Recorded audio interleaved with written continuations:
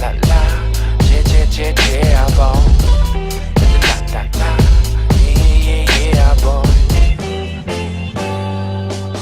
la la, yeah, boy. Zone beats, boy. Last three fights knocking guys out. This one you probably go a few rounds. Tell me about your strategy to try to knock Joe Parker out. Strategy just to win, make it decisively because obviously I'm fighting in his home territory, so I can make it too close. But it's definitely not going to go 10 to 12 rounds, whatever the fight's going. Joseph Parker's going to get stopped December 15, no doubt. What's your strongest punch, your power punch for the people back in New Zealand that haven't seen you fight? Everything, whatever lands. He'll feel my power for sure. And just don't get tired, because he does wear out like the 5th or 6th round. Did you see anything in the Dillian White fight that made you want to take this fight? If he won his last 2 fights and the fight was still presented to me, I still would have taken the fight regardless. So whether he has 2 losses or his last 2 wins, whatever it was, I'm just ready for a fight like this. I've been training for the last 4 years due to my inactivity and promotional issues that I had.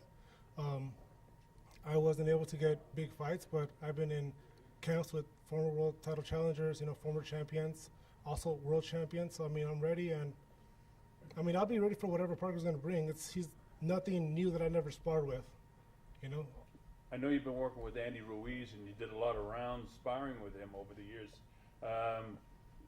Joe had a lot of trouble with Andy, even though he won that fight. What have you learned in working with Andy to get ready for this fight? I don't know. Just his speed, I guess, because I just see Parker having speed. He has a good jab. That's about it. But we're gonna be ready for anything that Joseph Parker has to bring. And one final question for me. I noticed in your record that you have a lot of first and second round knockouts, especially your last 3. Does that mean that you'll start fast in this fight? It seems like you start fast in all fights, but I think this is a step up in class with the exception of the Charles Martin fight. This is probably one of the better opponents you've faced. If the knockout comes in the first round, then it comes in the first round. But like I said, it's like we're ready for 12 rounds or 10, whatever the fight is. You mentioned going to New Zealand. What do you? I don't think you've been there before, but yeah, I was just there recently. What did you think of being there, and what do you think the atmosphere is going to be like when you're kind of like the bad guy? I'm more like the underdog. I don't want to say the bad guy. Well, the bad guy to them. Yeah. Well, I don't know. I just I'm not going to pay attention to that. I know I'm going into his home territory, so all the booing or whatever they're going to do. I'm not going to care, because at the end of the day, it's just going to be me and him in the ring, regardless. So the only people who are going to help him are the judges, but this fight's not going to go 10 rounds. I guarantee you. And why do you say that? What is it about the fight playing out that makes you feel it's not going 10? I just know, man. I already see it. He's either not going to come out on off the stool or he's not going to get up. I guarantee you. Is it that you're questioning his desire, that he won't reach down as deep as you at some point in the fight, is based on something you've seen? Yeah, it can be that. But I've seen a lot of flaws. I can tell you one thing for sure, he does get tired. The fight with Dillian White, how are you a world champion and look sloppy and tired like that? That's just my opinion. He should be looking fresh off the first round to like the last round. But I'm just hoping he's getting up and doing his running. But just the fact that he went the distance with him and with Anthony Joshua, yeah. It seems like you may have to go more rounds than maybe it sounds like.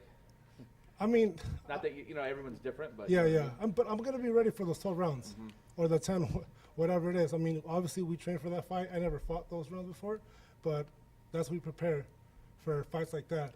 And if it goes 12 rounds, then it goes 12 rounds. And a win over someone like Joseph Parker will put you in the mix for, really big fights at world titles. Exactly. I have my dreams too. I want to become the first Mexican-American heavyweight champion of the world. So, the guy in front of that is Joseph Parker. And I will, December 15, beat him. And Alexander, you're 28 years old, can punch, good record. Why do you think they chose you as a fight to come back to? To be honest, I think they're underestimating me, which I hope they're not, because I don't want to hear any excuses once I beat him. I think they picked me because obviously he came off his last 2 fights. I feel like Parker didn't want to fight. I think his promoter kind of made him. But yeah, I feel like they're looking past me because they're already talking about the Dillian White fight. But I feel like he's looking for a win, a knockout, what he was saying. So, but that's not going to happen. What do you think can make you superior to the other top fighters in the division? Do you think you're born with gifts, you have more talent than other guys, or more technical ability, or you have better stamina than them? Why do you think you could be the best heavyweight in the world? Because I'm confident within myself, man. It's believe. I believe in myself, and that's the main thing. I mean, if I wasn't confident, then I wouldn't have taken this fight. But I just know I'm going to beat Parker December 15. Any bad blood in this fight at No, all? no, no. I know from what I hear, Parker's a good guy, and I have no disrespect to him. He's a cool guy. I mean, obviously, if I see him, I'll shake his hand. Cool, this is that. But December 15, it's business. I mean, he's trying to win. I'm definitely going to win. So, I mean, no bad blood at all. I don't hate him or anything. I don't hate any fighter that steps into the ring. Nothing at all. Obviously, we don't want to injure the other guy too, but I mean, it's part of the sport.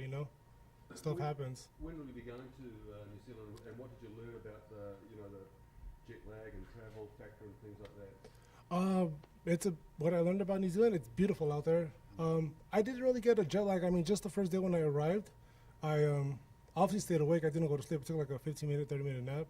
I still did some training, and then after I just made sure I fell asleep like around 10 o'clock, got my good rest, and I was good the next day.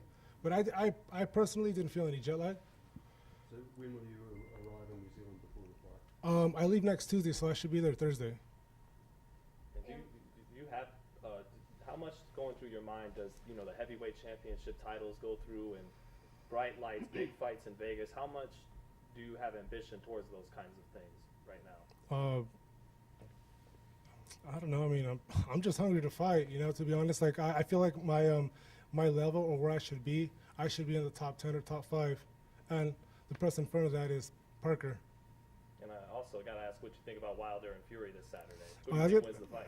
I think it's a 50-50 fight. It's going to be an interesting fight because I know, I mean, from what I see, Fury can box. He's a big guy, but he can move really well. And Wilder has that right hand, At any given time, he can just land it, and that's it. But it's going to be a good fight. I mean, I really don't have a say, like, who's going to win. As long as it's a good fight, that's what matters. I just want to see a good fight, What flaws do you see in Parker's style? What flaws do I see? There's a lot of flaws in any fighter. I'm just, I know he loves his jab. That's one thing he does do a lot, and he's good at. But I mean, I don't know. Every fighter has their flaws, but you guys will see December 15. And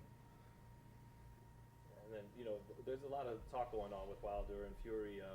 They're entertaining people outside of the ring as well. You're not being shy right now with saying, I feel like we're going to beat this guy. Do you think that's what the heavyweight division needs, is guys that talk, not just fight? Or? No, it's not just talk. I mean, I can talk whatever I want to say, but it comes down to what I'm going to do December 15. Like, I'm saying, like, I'm going to beat Parker, which I have confidence in myself, and I know most of the people out there are kind of seeing me as the underdog, or who is this guy? Parker's just going to, like, flush him out the first whatever rounds, but that's not going to happen. No, I mean, it's just confidence. That's all it is, I mean, I work hard. I do more than what needs to be done in the gym. So, I mean, I'm confident going into this fight. We had great sparring, great quality sparring, So, I got a question for Mike Love. Mike, could you tell us a little bit about his preparation? How long has he been in training? How he's progressed? Tell us about the sparring partners and how the sessions have gone. Alex is in a pretty much what I would call a perpetual training camp. I mean, that's a little bit different than what you're used to hearing. He stays in shape all the time. Like, Alex didn't come into camp 20 pounds over. He wasn't 265. So for the most part, he stays in shape. Even outside of where he's back at home, it's still one cheat meal a week. He doesn't splurge. He doesn't do those things. He's very committed to what he's doing inside and outside of camp. How about the sparring? Who have you been sparring with, and how's it going? Well, I don't want to kind of go into too much detail on the sparring, how many rounds or whatever that. But right now in Southern California, we have the top heavyweights in the world right now. I mean, everyone is there. I mean, I don't know who's out here, but I know down there, legends, all around. We're 40 miles from Big Bear. We have everybody at our fingertips. That's my answer to your question, basically. I can't tell you who, how many, but we've been with the top guys in the world right now. Well, we know he worked with Ruiz. We know he worked with Brazil. We heard Charles Martin as well. Yeah, I can't give you any more information. I mean, Honestly, Alex will spar anybody that decides they want to do it, you know, because everyone has a different dynamic. Everyone brings something different. Some guys are great at the jab. Some guys are good for, you know, they're just tough, and they'll hang in there. So, you know, you pick a little of everyone. You know, you want to see a little of everyone, the dynamics of every fighter. Everybody has something different. What do you expect his weight to be at fight night? You know, like I said, he doesn't fluctuate his weight. He stays in shape. The guy's he's a gym fanatic. So, I mean, he's about 233, 235 right now. I mean, when he's not preparing for a fight, I mean, he's maybe 5 to 7 pounds more. He doesn't play around with his weight. He's very serious and professional about what he's doing. La la, yeah, boy. La la, yeah, boy. Na, yeah. Zone beats, boy.